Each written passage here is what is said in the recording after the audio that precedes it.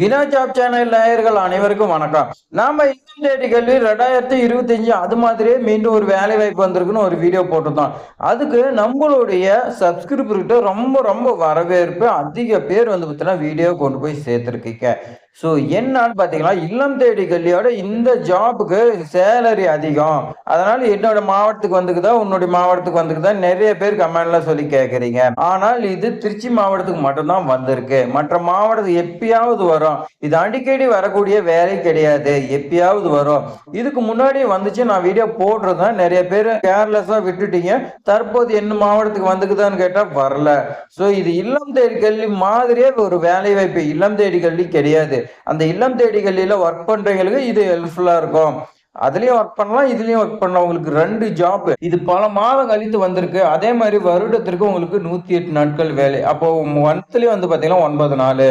ஒரு நாளைக்கு 1000 ரூபாய், மந்த்லி 9 நாளைக்கு 9000 ரூபாய் பிளஸ் இல்லம் தேடி கல்வி. அப்ப கிட்டத்தட்ட ஒரு ஆண்கள் சம்பாதிக்கக்கூடிய சம்பளம் உங்களுக்கு கிடைக்கும். உங்களுடைய வீட்டுக்கு ஹெல்ப்ஃபுல்லா இருக்கும்.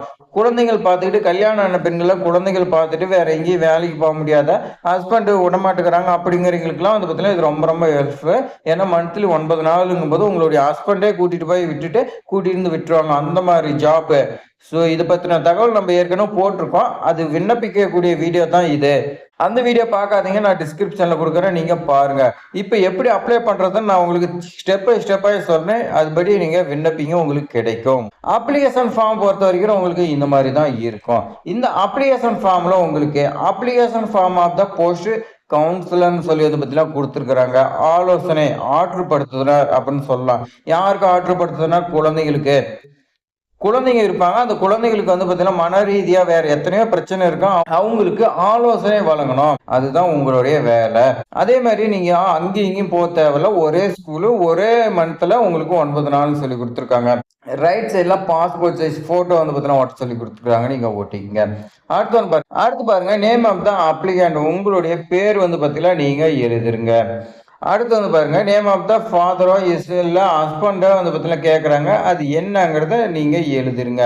டேட் ஆஃப் பர்த் கேட்குறாங்க. இந்த டேட் ஆஃப் பர்த் நீங்க தெளிவாக வந்து பார்த்தீங்கன்னா எழுதிக்கங்க. அடுத்து எந்த மாவட்டத்தில் வசிக்கிறீங்க, இது திருச்சிங்கிறது நீங்க திருச்சி எழுதிக்கங்க. அடுத்து கல்யாணம் ஆயிடுச்சா, கல்யாணம் ஆயிருந்தா நீங்க மேரின்னு எழுதுங்க. இல்லை நாட் மேரின்னு வந்து பார்த்தீங்கன்னா எழுதுருங்க.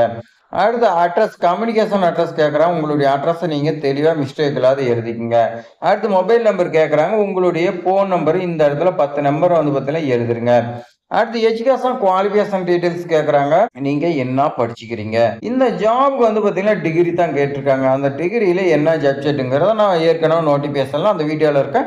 அந்த வீடியோ டிஸ்கிரிப்ஷனில் கொடுக்குறேன், பார்க்காதீங்க, போய் பார்த்து தெரிஞ்சுக்கங்க. அடிஷ்னலாக உங்ககிட்ட ஏதாவது குவாலிஃபிகேஷன் இருந்தால் எழுதுங்க, இல்லைன்னா விட்டுருங்க, ஒன்றும் பிரச்சனை இல்லை. அடுத்து ரிலீஜியன் கேட்டிருக்காங்க. அண்ட் கம்யூனிட்டி வந்து பார்த்தீங்கன்னா கேட்குறாங்க. ரிலீஜியன் அண்ட் கம்யூனிட்டி நீங்கள் வந்து பார்த்தீங்கன்னா எழுதுருங்க. Details of work experience. உங்களுக்கு இந்த ஆற்றுப்படுத்துனர் ஒர்க்கில் ஆலோசனை வழங்கக்கூடிய ஒர்க்ல ஏதாவது அரசோ இல்ல அரசர தொண்டு நிறுவனத்துல எதுலையாவது நீங்க உங்களுக்கு எக்ஸ்பீரியன்ஸ் இருக்குதா, நீங்க டெம்பரவரி எதுக்காவது போய் வச்சுக்கிறீங்களான்னு சொல்லி கேட்குறாங்க. இருந்தா எழுதுங்க. கம்பல்சரி வந்து பார்த்தீங்கன்னா எக்ஸ்பீரியன்ஸ் தேவை. நோட்டிஃபிகேஷன்ல கொடுத்துருக்காங்க. அந்த நோட்டிஃபிகேஷன் எக்ஸ்பிளனேஷன் வீடியோ டிஸ்கிரிப்ஷனில் கொடுக்குறேன், பார்த்துங்க. அடுத்து மாற்றுத்திறனாளியான்னு கேட்குறாங்க. என்னங்கிறத நீங்கள் கொடுத்துங்க. அடுத்து வந்து பாருங்க இன்கேஸ் விடவ் டைவர்ஸ் இந்த மாதிரி வந்து பார்த்தீங்கன்னா கொடுத்துக்கிறாங்க. அதாவது விதவியா இல்லை கணவராக கைவிடப்பட்டவர்கள், ஆதரவற்றோட எக்ஸரிஸ் இந்த மாதிரி வந்து பார்த்தீங்கன்னா கொடுத்துருக்காங்க.